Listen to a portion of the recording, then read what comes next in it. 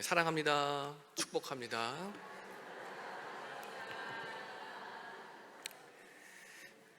네, 지금 오늘 소망마을 헌신 예배 이렇게 우리 모두 다 함께 모여서 하나님께 예배드릴 수 있게 된 어떤 주님의 은혜에 너무나 감사드립니다. 오늘은 특별히 욥기의 말씀을 통해서 이 생명의 소망이 우리 가운데, 우리 모든 마을 가운데 가득하기를 축복하겠습니다. 욥이 자기 모습에 대해서 이렇게 표현을 했습니다. 내가 피골이 상접하다라는 자기 한탄 섞인 표현을 했습니다. 욥기 19장 20절 말씀 우리 함께 읽어볼까요? 네, 시작. 내 피부와 살이 뼈에 붙었고 남은 것은 겨우 잇몸뿐이로구나. 지금 욥은요, 몸도 아프고요, 마음도 아픈데 그게 참 먹을 게 넘어갔겠나 싶습니다. 지금 욥은 몰골이 말이 아닌 거예요. 욥처럼은 아니더라도 지금 내 속이 아니다. 여기 혹시 그런 분들 계십니까? 네. 계신다면 정말 잘 오셨습니다. 오늘 예배를 통해서 회복되는 은혜가 있을 줄로 믿습니다. 여러분 아시잖아요. 욥은 어떻게 됐습니까? 결국 승리합니다. 하나님이 승리하게 해주세요. 근데 절망의 순간이 있었습니다. 상상할 수 없는 그런 절망의 순간, 그 절망의 과정을 다름 아닌 하나님이 허락하셨던 거고요, 또 그게 필요했어요. 그래서 여러분, 소망은 절망을 빼놓을 수가 없어요. 이제 이따 기쁨 나눔 주일 선포식도 할 거고, 또 전도팀도 여기 많이 오셨는데, 저희 교회 마산동북교회 전도팀에서는 전도용품으로 이 건빵도 줍니다. 건빵. 여러분 건빵 아시죠? 요즘은 워낙 먹거리가 많아서 건빵이 뭐가 그리 맛있겠어 하겠지만요, 이 남자분들은 특히 군대 갔다 오신 분들은 이 건빵이 그런 남자분들에게는 정말 한때는요, 세상에서 제일 맛있는 먹거리였어요. 그걸 우리 남자분들은 알아요. 언제요?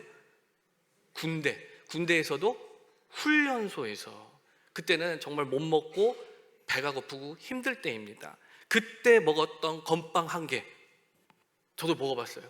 어떤 맛인지 아세요? 하늘의 맛입니다. 하늘의 맛. 건빵 한 개가. 왜냐면 그땐 그럴 수밖에 없어요. 아무것도 단 거를 먹을 수가 없어요. 간식을 못 먹어요.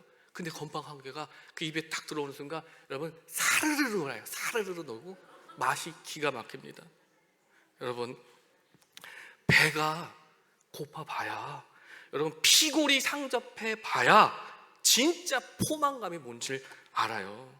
여러분, 텅텅 그게 비어져 봐야 채워짐이 그때 뭔지 알잖아요. 절망의 자리에서 진짜 희망, 진짜 참된 소망, 이걸 경험할 수 있는 것입니다. 절망, 사망, 이게 있어야 소망과 부활이 가능한 겁니다. 이거는 그냥 상식 수준에서 알 수 있는 거잖아요. 여러분, 욥은 온전하고 정직하고 하나님을 경외하고 악에서 떠난 자다라고 하나님이 인정하신 사람입니다. 자식 복도 많이 받았어요. 몇 명의 자식들이 있었죠? 아들이 7, 딸이 3이었어요. 거기다 또 집안 형편은 어땠습니까? 잘 살아요. 동방에서 거부예요. 엄청 잘 살아요. 재산도 많고 부리는 종들도 많았습니다. 다 가진 욥이에요. 누가 봐도 다 가진 욥이었어요. 그랬던 그가 하루아침에 가장 고통스러운 자리에 내동댕이 쳐집니다. 재산을 다 잃고요, 자녀들 다 잃고요, 자신의 건강마저 다 잃었어요.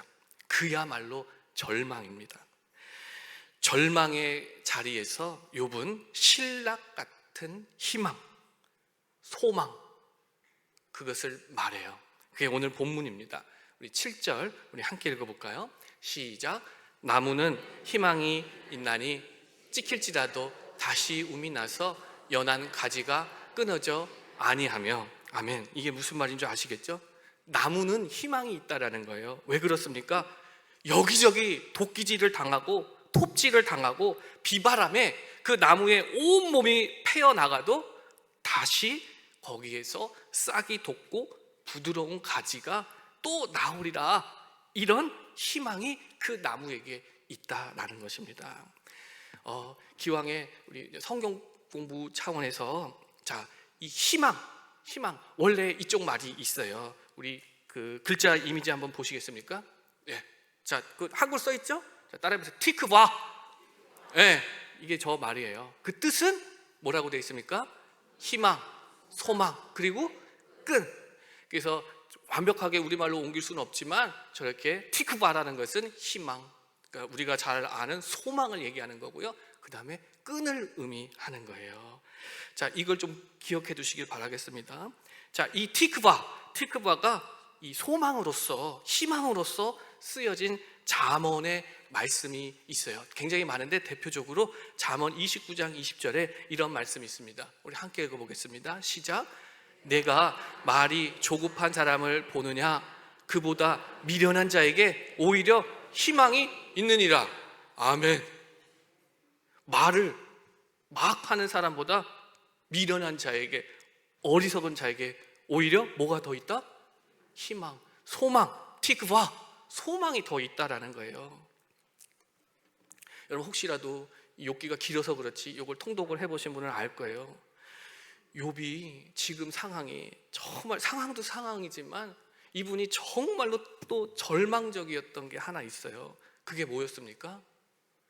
이 말 때문에 그래요. 이 말 때문에, 요 입술의 말 때문에. 이 욥의 굉장히 안타까운 소식을 듣고 황급히 친구들이 찾아왔어요. 친구 셋이 찾아왔습니다. 엘리바스, 빌닷, 소발, 이렇게 세 친구가 찾아왔어요. 친구 엘리바스는요, 하나님은 아프게 하시다가 싸매시며 상하게 하시다가 그의 손으로 고치신다. 또 친구 빌닷은요, 하나님께서 웃음을 내 입에, 즐거운 소리를 네 입에 채우실 것이다. 또 친구 소발은요, 네가 희망이 있으므로 안전할 것이다. 평안히 쉬리라. 이게 다 위로의 말들이죠. 그런데 이 친구들 세 명 다 한결같이 똑같은 얘기를 하는데 그게 뭐냐면은 공의로우신 하나님이다. 욥아, 네가 뭔가 잘못을 했으니까 이런 고난이 닥친 것 아니겠니? 생각해봐라, 너의 죄를. 그러면은 그런 위로가 너에게 찾아올 것이다 라는, 한결같이 이 친구들 셋이 똑같은 뉘앙스의 얘기를 하는 거예요. 여러분, 말이라는 것이 참 그렇습니다. 옳고 그름을 떠나서 경우에 합당한 말을 해야 될 때가 있어요. 잠언 25장 11절에 경우에 합당한 말은 아로새긴 은쟁반의 금사관이라. 아멘. 저와 여러분은 정말 합당한 그런 말들을 할 수 있는 지혜가 가득하길 바랍니다. 여러분, 친구들은요, 위로도 하고 또 생각한다고 그 고난의 원인도 분석해보고 말해보고 또 해결해보자고 나름 친구들은 옳은 말을 한다고 했지만 하나같이 욥의 상황에 안 맞는 얘기만 한 거예요. 욥이 또 자기가 이런 말을 합니다. 옳은 말이 어찌 그리 고통스러운 거, 너희의 책망은 무엇을 책망하느냐. 욥이 들어도 맞는 말 같은데 하나도 안 들린다라는 거예요. 오히려 고통스럽다라는 거예요. 욥은 자기의 잘못, 죄 때문에 고통받은 것이 아니었어요. 전능하신 하나님의 섭리 가운데 그 고난을 허락한 것인데 친구들은 이걸 몰라요. 나중에요, 하나님께서도 친구들이 엄청나게 많은 말을 했지만 다 이게 괜찮은 말이구나 했지만 하나님께서는 그들의 말들을 옳다고 하지 않으셨어요. 그래서 욥기 42장 7절에는 너희들의 말이 욥의 말처럼 옳지 못하다. 이게 하나님의 평가입니다. 위로한다고 해결해 보자고 한 말들이 한 개도 위로가 안 되고 해결도 안 되고 그냥 마음만 상하고, 이 마음만 상하고 힘들기만 한 거예요. 또 누가 있었습니까? 욥에게 와이프가 있었어요. 아내. 말을 참 정말. 욥기 2장 9절을 한번 보겠습니다. 우리 함께 읽어볼까요? 시작. 그의 아내가 그에게 이르되 당신이 그래도 자기의 온전함을 굳게 지키느냐 하나님을 욕하고 죽으라. 진짜 이 말을 진짜 안 이쁘게 해요. 이거 지금 남편 보내고 혼자 살겠다는 건지. 옆에 분 보고 인사합시다. 이쁘게 말하고 삽시다.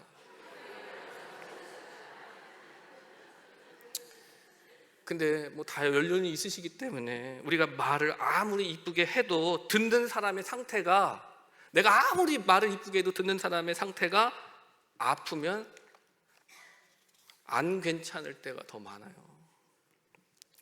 제가 예전에 교회에서 부임한 지 딱 6개월이 되었을 때 제가 권사님 2분을 모시고 교회에서 가까운 지하철역을 이제 모시고 내려가고 있었어요. 신호대기가 걸려서 잠깐 이제 멈추고 있는데 좀 멋쩍잖아요. 나도 부임한 지 얼마 안 돼서 좀 이렇게 좀 가까워지고 싶어서 뭔가 이게 말은 꺼내고 싶은데 또 딱히 할 말은 없고. 근데 이제 그날 마침 5월 20일이 무슨 날이었어요. 그래서 제가 나름 좀 이렇게 교제를 해보겠다고 정말 살갑게 제가 권사님 이 2분 뒤에 계셨는데, 권사님들 오늘 무슨 날인지 아세요? 하고 제가 이제 상냥하게 이제 살갑게 물어봤어요. 근데 권사님들 몰라요. 무슨 날이요? 그래서요. 그래서 제가 오늘은 부부의 날이에요. 제가 그랬어요. 근데 2분이 요래 이렇게 나를 쳐다봐. 아뿔싸. 분명히 성경에도 객과 고아와 과부를 돌보라고 하셨는데 2분 다 남편이 없는 분들이. 그리고 2달 전에 분명히 제가 인수인계 받으면서 남편 없다고 얘기를 해줬었어요. 근데 그걸 기억을 못하고 오늘 부부의 날이에요 한 거예요. 근데 여러분 너무 감사하게도요, 이거 문제시 되면요 큰일 날 수 있거든요. 근데 너무 감사하게도 2분이 잠깐 황당하게 보시더니 진짜 너무 상냥하게 정말 교양 있게 그러면 사모님이랑 오늘 맛있는 거 드셔야겠네요 하고 그냥 그러시더라고. 그냥 홍 목사 푼순해 하고 그런 분위기로 그냥 지나가 버렸어요. 예. 근데 이 2분은 평소에도 늘 영육간에 건강한 분들이에요. 예. 다른 남편 있는 권사님들보다 갑절은 행복해 보이고 그리고 가뿐하고 늘 자유롭고 이제 그러신 분들이었어요. 그래서 정말 감사하게도 그냥 자연스럽게 넘어갔어요. 근데 한 번은 그때 이제 우리 담임 목사님께서 설교 시간에 가정이 무너져서는 안 된다. 이 가정에 대한 설교를 굉장히 많이 하셨거든요. 가정 절대 무너져서는 안 된다. 그러기 위해서 부모들은 늘 영적으로 무장하고 깨어 있어야 된다. 게을러서는 안 된다. 고로 예배, 심야 예배, 새벽 예배 진짜 잘 드려야 된다. 이게 가정 농사를 잘 짓는 방법이다. 이제 그런 설교를 하신 거예요. 평소에도 이런 설교를 많이 하셨어요. 근데 이 말씀에 세 가족 남자 성도님이 시험이 들은 거예요.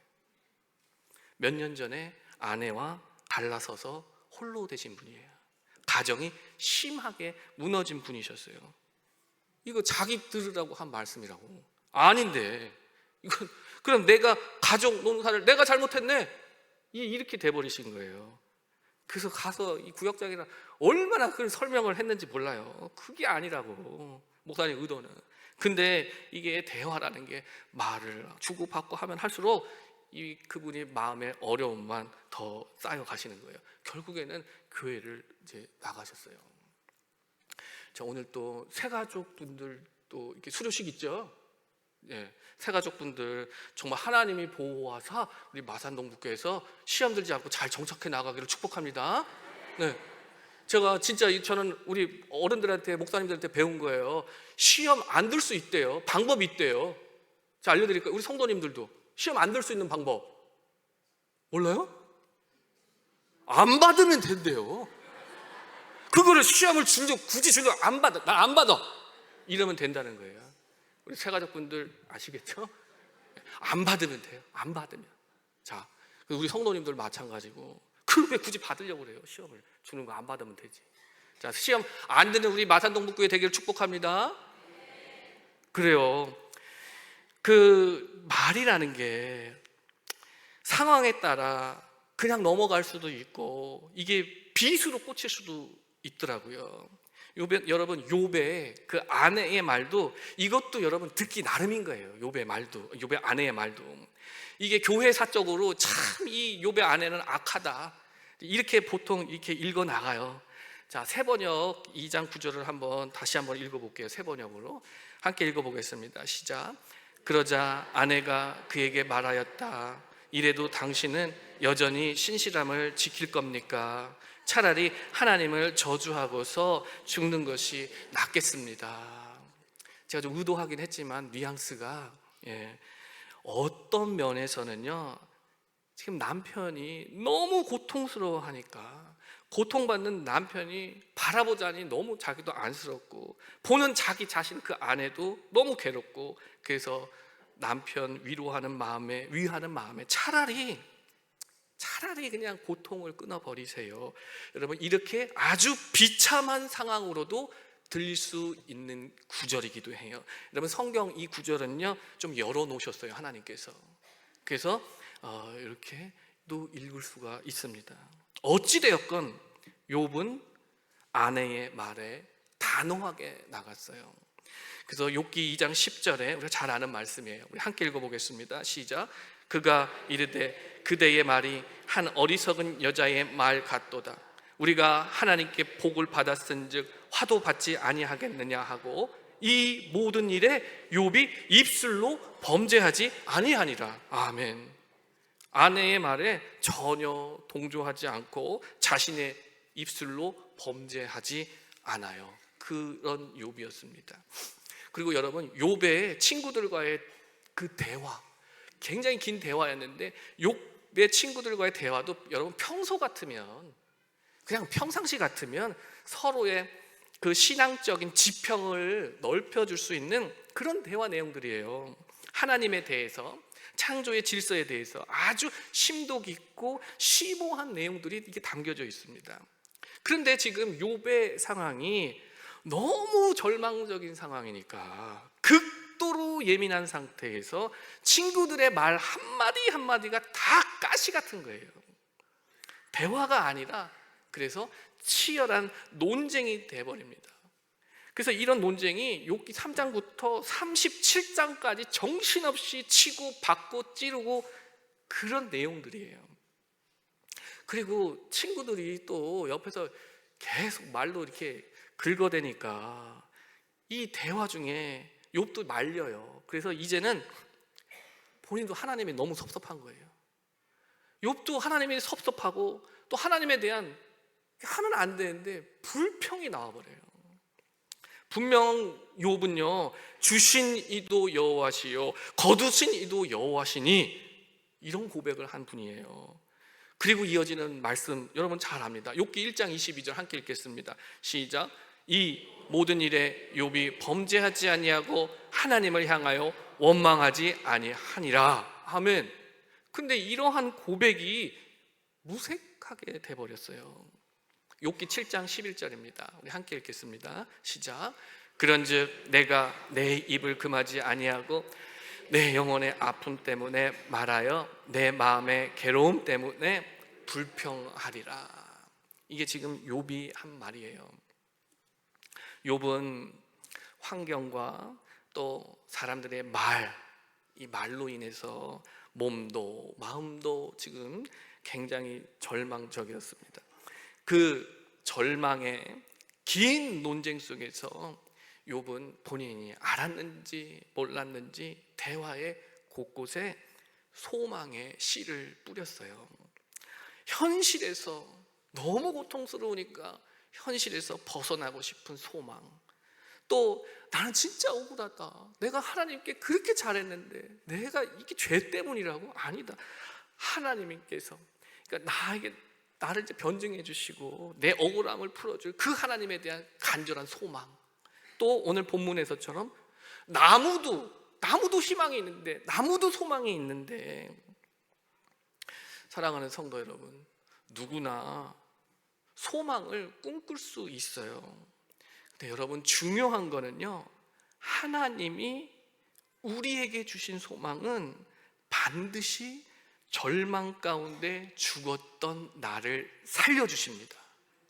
그게 달라요.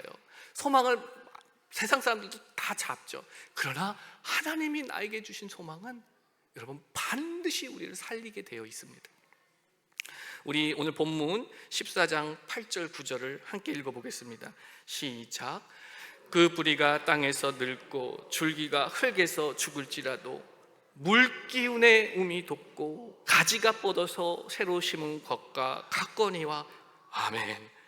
물기운에 의해서, 여러분 지금 이 말씀을 하나님께서 지금 나에게 주시는 약속의 소망의 말씀으로 받으시기를 축복합니다. 다른 사람에게 주는 게 아니라 지금 이 말씀은 나에게 주시는 말씀으로 반드시 받으시길 바라요. 아무리 지금 이 말씀은 그거예요.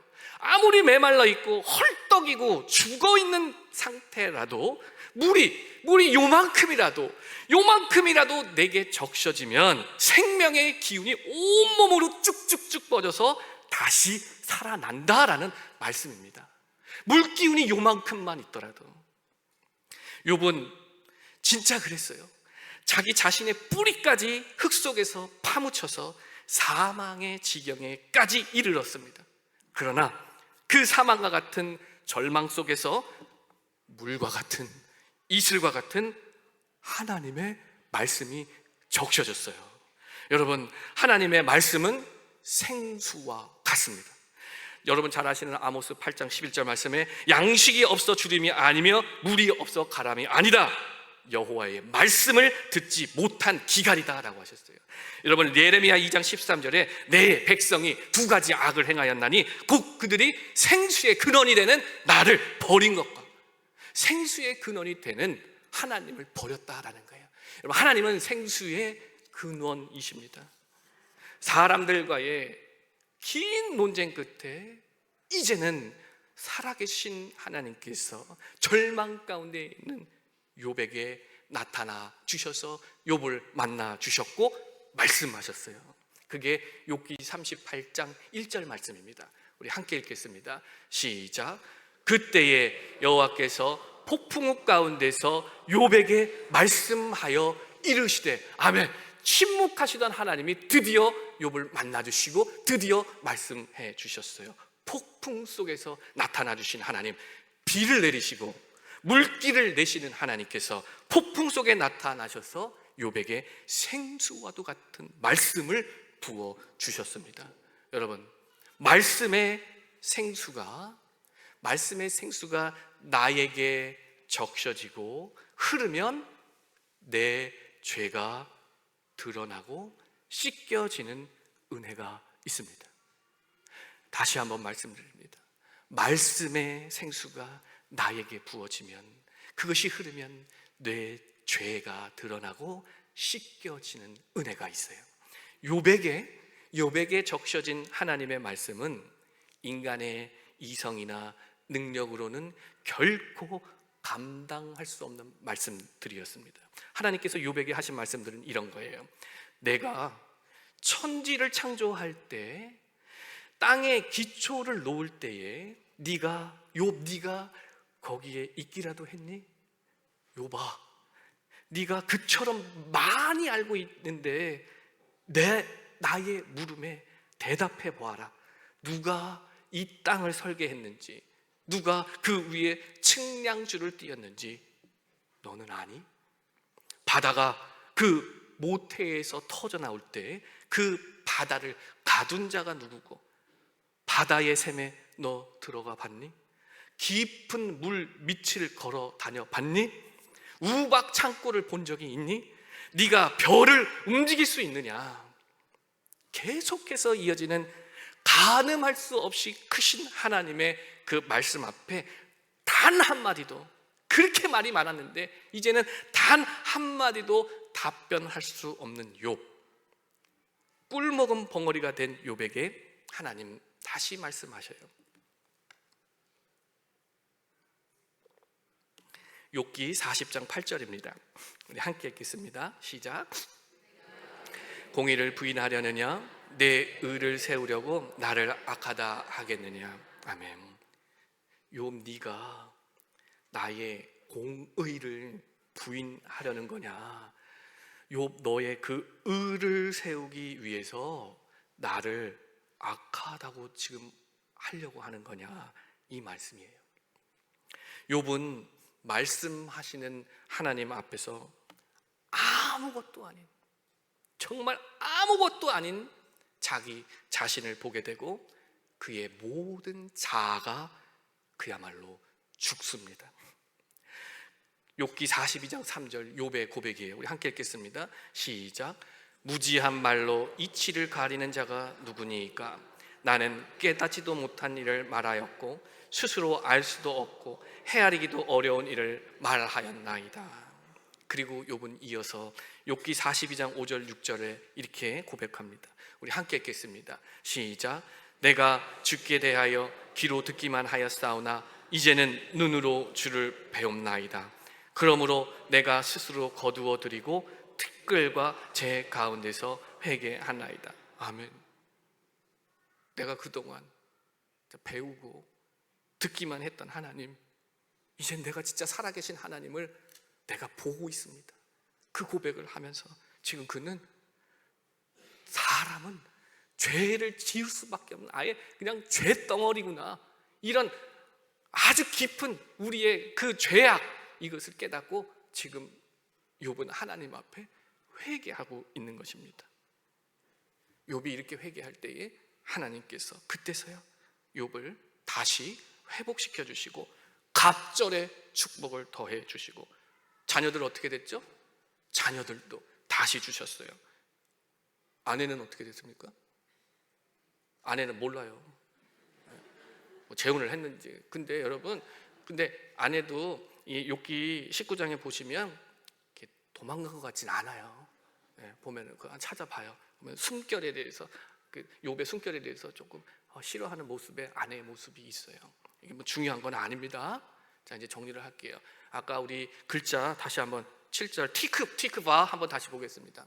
자, 따라해 보세요. 티크바. 자, 소망, 희망. 그 다음에 무슨 뜻이 있죠? 끈이에요. 끈. 여러분, 소망, 이 끈 뭔지 아시죠? 줄. 소망의 끈, 줄. 여러분, 기생 라합 기억하십니까? 여리고성에 살던 그 라합의 집안을 구원하는 말씀으로 이 단어가 쓰였어요. 붉은 줄. 우리 개역개정 성경에는 이걸 옮기지는 않았지만 원래는 이 뜻이 있어요. 그래서 여호수아 2장 18절 우리 함께 읽어보겠습니다. 시작.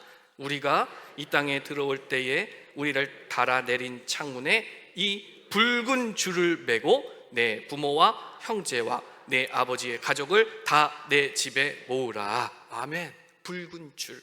여러분, 여리고성 모든 사람들이 멸절되었을 때 붉은 줄, 말씀에 순종하여 붉은 줄을 붙잡고 내렸던 라합의 가정만 살아났던 것을 우리는 기억합니다. 소망의 끈, 붉은 줄.